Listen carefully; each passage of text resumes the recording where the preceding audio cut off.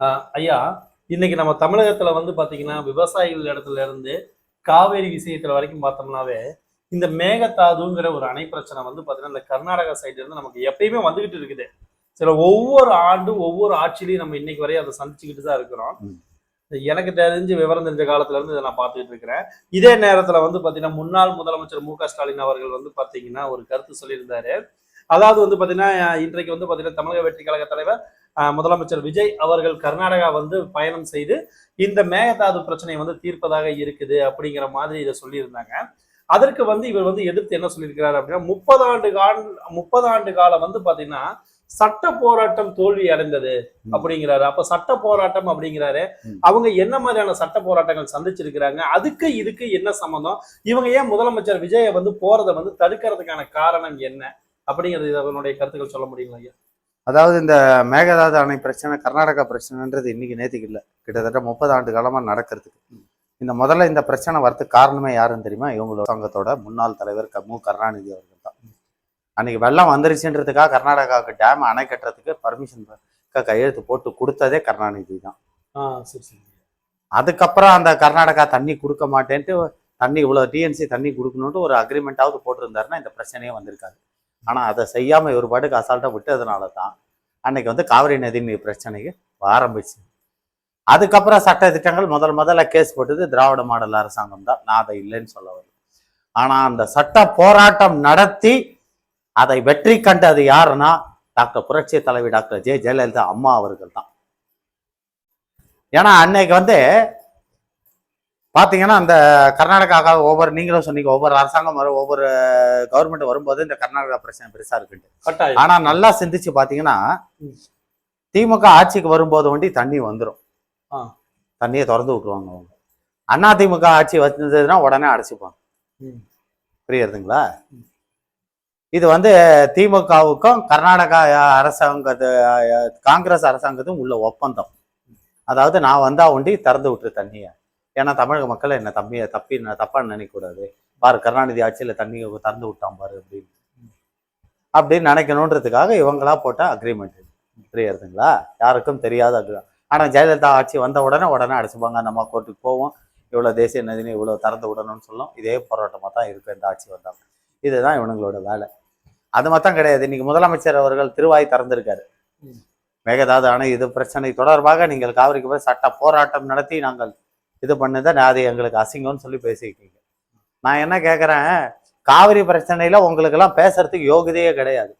ஏன்னா அந்த கொள்ளிடக்கரை ஓரத்துல காவிரி ஆத்து பூரா மணலை கொள்ளை அடிச்சு இன்னைக்கு அந்த ஆத்துல மணலே இல்லாம பண்ணிட்டு இந்த நாய்கள் கனிம வளத்தை சுரண்டி பண்ணிட்டே இவங்க தான். இன்னைக்கு வந்து விவசாயிகளை வந்து இவ்வளவு பேசுற இந்த திமுக அரசாங்கம். நான் என்ன கேட்கிறேன், அன்னைக்கு விவசாயிகள் போராட்டத்து போது காவிரி நதி நீர் பிரச்சனைக்கு சுப்ரீம் கோர்ட் தீர்ப்பு கொடுத்து இவ்வளவு டிஎன்சி தண்ணி தரணும்னு சொல்லி சுப்ரீம் கோர்ட் தீர்ப்பு வெளியிடுது. அப்போதைய இருந்த முதலமைச்சர் டாக்டர் ஜெயலலிதா அவர்கள் அந்த தீர்ப்பை வந்து கெஸ்டட்ல வெளியிட வைக்கணும்னு சொல்லி கேட்கிறாங்க. அப்போ மேல வந்து மத்திய அரசாங்கத்துல வங்கம் வகிக்கிற காங்கிரஸ் அதை முடியாதுன்னு சொல்லுது. அப்போ இங்கேருந்து அமைச்சரா போன சிதம்பரம் ஆகட்டும், மற்ற அமைச்சர்களா இருக்கட்டும், இல்ல அவங்களோட கூட்டணியில இருந்த இந்த திராவிட மாடல் ஆகட்டும், அதை கெஸ்டட்ல மத்திய அரசாங்க கெஸ்டட் இதழில் வெளியிடணும்னு சொல்லி திமுக ஏன் வற்புறுத்தல? ஏன் அந்த கேள்வியை அவங்க கேட்கல? கெஸ்டட்ல வெளியிட முடியாதுன்னு சொன்ன உடனே அதையும் சுப்ரீம் கோர்ட்ல ஆர்டர் போட்டு சுப்ரீம் கோர்ட்ல சொன்னதுக்கு அப்புறம் தான் கெஸ்டட்ல வெளியிட்டாங்க காங்கிரஸ் அரசாங்கம். அப்ப இதுல இருந்தே தெரிஞ்சுக்கோங்க, இந்த காங்கிரஸா இருக்கட்டும் திமுகவா இருக்கட்டும், இந்த கர்நாடகா அணை பிரச்சனையில இவங்க 2 பேரும் போலியான வேஷத்தை போட்டுக்கிட்டு இருக்காங்க. இவங்க 2 பேருக்கு அக்கறை கிடையாது.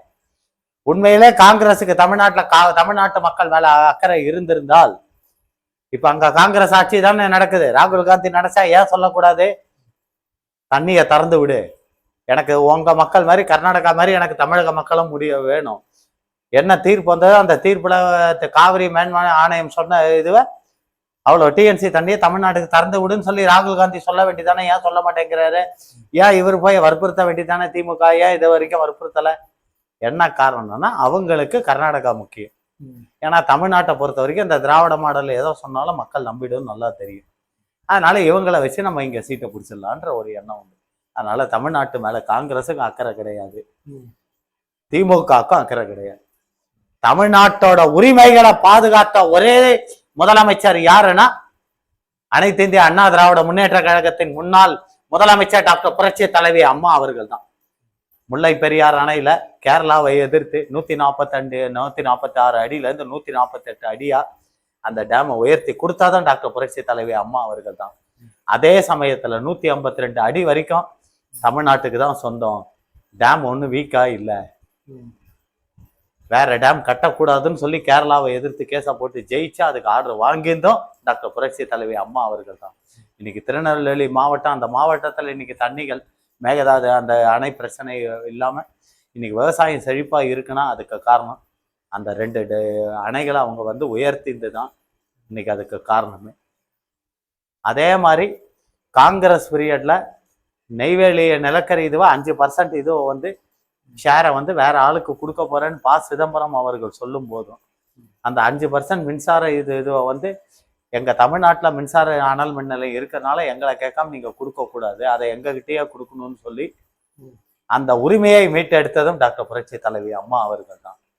இப்படி தமிழக மக்களோட ஒவ்வொரு பிரச்சனைகளுக்கும் மத்திய அரசாங்கத்தை எதிர்த்து கேஸை போட்டு ஜெயிச்சது யாருன்னா டாக்டர் புரட்சி தலைவி அம்மா அவர்கள் மட்டும்தான். இப்ப இந்த புதிய கல்வி முறை மத்திய அரசாங்கம் கொண்டு வருது கூட அந்த அம்மா இருந்திருந்தா நிச்சயமா அதை வரவேற்று கொண்டு வந்திருப்பாங்க. இப்ப அதே மாதிரி பாத்தீங்கன்னா அந்த அம்மா பீரியட்ல பாத்தீங்கன்னா மத்திய அரசாங்கத்துல திமுகவுக்கும் அண்ணா திமுகவுக்கும் உள்ள வித்தியாசம் நல்லா நீங்க பாருங்க. மத்திய மந்திரி பதவி கொடுத்தாதான், இந்த மந்திரி பதவி கொடுத்தாதான் நாங்க உங்களோட கூட்டணியில இருப்போம்னு சொல்லி அடம் பிடிச்சி பதவியை வாங்கினார் கருணாநிதி அவர்கள். அவங்க குடும்பமே மத்திய மந்திரி பதவியில இருந்தாங்க.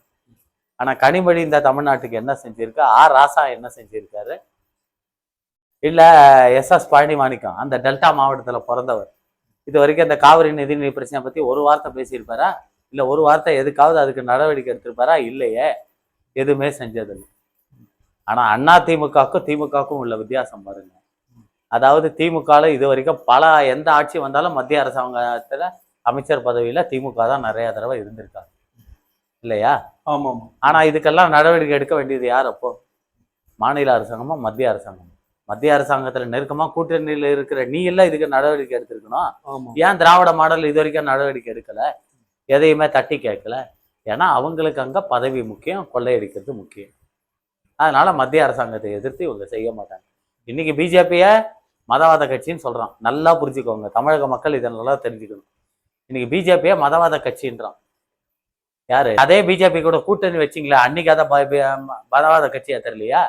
என்ன காரணம்னா அன்னைக்கு மதவாத கட்சியா தெரியாது. ஏன்னா இப்ப இருக்கிற தயாநிதி மாறனோட அப்பா முரசொலி மாறனுக்கு அன்னைக்கு அமைச்சர் பதவி கொடுத்தாங்க. அதனால அது மதவாத கட்சியா தெரியும். மத்தியில பதவி கொடுத்தா அது மதவாத கட்சி கிடையாது, ஊழல் ஆட்சி கிடையாது, எதுவுமே கிடையாது. பதவி கொடுக்கலன்னா, இவங்க பேச்சை கேட்கலன்னா உடனே அது ஊழலாட்சி. எப்படி ஊழலாட்சி? ஊழலாட்சி. இதே ஊழல்னு. ஆனா இவங்க செய்யற ஊழல வெளியில சொல்ல மாட்டாங்க. இவங்களுடைய ஊழல் துளி கூட வெளியில வந்தா டப்பா டான்ஸ் ஆடிடும். புரியுதுங்களா? இவங்களுடைய டெக்னிக்கே இதுதான். இதை முதல்ல தமிழக மக்கள் புரிஞ்சுக்கணும். ஆனா இந்த தடவை 75% இந்த தேர்தலில் புரிய வச்சுட்டாங்க திராவிட மாடலுக்கு. கண்டிப்பா. ஆனா இந்த தேர்தலோட ரிசல்ட் வந்து எப்படி நான் பாக்குறேன்னா, நீங்க கூட கேட்டீங்க இந்த தேர்தலில் வந்து என்னங்க ஐயா வெற்றி இப்படி ஆயிடுச்சு. ஆனா இந்த வெற்றியில நீங்க கூட சொன்னீங்க அதிமுக கூட்டணி ஜெயிக்கிறதுக்கு ஒரு வாய்ப்பு இருக்கு அப்படின்னு சொன்னீங்க. ஆமா. ஆனா விஜயால டேர்னிங் பாயிண்ட் ஏற்படும் சொன்னீங்க. ஆனா விஜய் ஆட்சியை பிடிப்பாரு நீங்க சொல்லலன்னு கேட்டீங்க. யாருமே எதிர்பார்க்கல. யாருமே எதிர்பார்க்கல, அது வேற விஷயம். ஆனா எனக்கு இதுல ஒரே ஒரு சந்தோஷம் என்னன்னு பாத்தீங்கன்னா, இது வரைக்கும் தவறு செய்தவர்களுக்கு எவ்வளவு காசு கொடுத்தாலும் நம்ம ஜெயிச்சிடலாம். அதாவது 2000 ரூபா ஓட்டு கொடுக்கறது இந்த தடவை எவ்வளவு நம்ம மேல தப்பு இருந்தாலும் 3000 ரூபா கொடுத்தா 4000 ரூபா கொடுத்தா ஜெயிச்சிடலாம் ஒரு கான்செப்ட்ல பணத்தை கொடுத்தா ஓட்டு போட்டுருவாங்கன்ட்டு நம்பிக்கிட்டு இவங்க பாட்டுக்கா ஒவ்வொரு தேர்தலையும் சந்திச்சுட்டு இருந்தாங்க. ஆனா இந்த தேர்தலில் என்ன ஆச்சு? அது திமுகவா இருக்கட்டும் அதிமுகவா இருக்கட்டும், 2 கட்சியுமே பணத்தையும் கொடுத்தாங்க, கோடிக்கணக்கில் செலவு பண்ணாங்க. ஆனா மக்கள் என்ன பண்ணுது? சைலண்டா எல்லாத்தையும் வாங்கி வச்சுக்கிட்டு அப்படியே மாத்தி அமைச்சிருச்சு அரசாங்கம். ஸோ இனிமே ஊழல்வாதிகள் ஊழல் செஞ்சுட்டு பணத்தை கொடுத்து நம்ம மறுபடியும் ஆட்சியை பிடிக்கலான்ற அந்த எண்ணம் சுக்கு பொடி ஆயிடுச்சு. அது வரைக்கும் எனக்கு சந்தோஷம். அது வரைக்கும் பார்த்தா எனக்கு ஒரு வெற்றி. அதே மாதிரி இந்த இலவசங்களுக்கு ஆசைப்படாம மக்கள் என்னைக்கு இலவசம் வேண்டாம்னு சொல்லுதோ அன்னைக்கு தான் இந்த தமிழ்நாடு உண்மையான தமிழ்நாடுன்றது உண்மையா மக்கள் உணர்ந்திருக்காங்க அப்படிங்கிறத பத்தி நான் நினைப்பேன். அதனால இந்த காவிரி நதிநீர் பிரச்சனையில இந்த ஸ்டாலின் நாடகம் ஆடுறதை இதோட விடணும். அவர் இப்போ விஜய் அவர்கள் கர்நாடகாவுக்கு போடுறாருன்னு உடனே இவருக்கு வயத்தை கலக்கி இருக்கு. ஏன்னா இப்போ அவருடைய அமைச்சர்கள் மேல ஊழல் வழக்கெல்லாம் கொண்டு வந்துகிட்டு இருக்காரு. ஏன்னா திராவிட மாடலோட அரசாங்கத்தை அந்த குடும்பத்தோட சொத்து பத்தெல்லாம் பார்த்தீங்கன்னா இங்கே தமிழ்நாட்டில் எதுவுமே கிடையாது. கேட்டிங்கன்னா ஸ்டாலின் வீட்டில் இப்போ கூட ஸ்டாலின் சொன்னார், என் பேங்க்ல என் பேரில் 10 லட்ச ரூபா தான் இருக்கு, சொந்தமாக எனக்கு ஒரு கார் கூட இல்லைங்கிறாரு. டிஆர் பாலு என்னடானா என் பேரில் ஒரு சொந்த கார் கூட இல்லைன்ட்டு அண்ணாமலை மேலே போட்ட வழக்கில் போய் எனக்கு 3 கப்பல் தான் ஓடி இருக்கான் அந்த பையன். இப்போ ஏற்பட்ட திருட்டு பயிலுக்கு தான் இவனுங்களோட சொத்தெல்லாம் எல்லாமே வெளியில தான் இருக்கு. கர்நாடகாவில் கலைஞர் அவர்களின் மூத்த மகள் செல்வி அங்கதான் இருக்காங்க. உதயா டிவி அங்கதான் இருக்கு. உதயா டிவி செல்வி, ஆமா, கருணாநிதியோட மூத்த மகள் அவங்கதான். அதுக்கப்புறம் தான் கனிமொழிலாம்.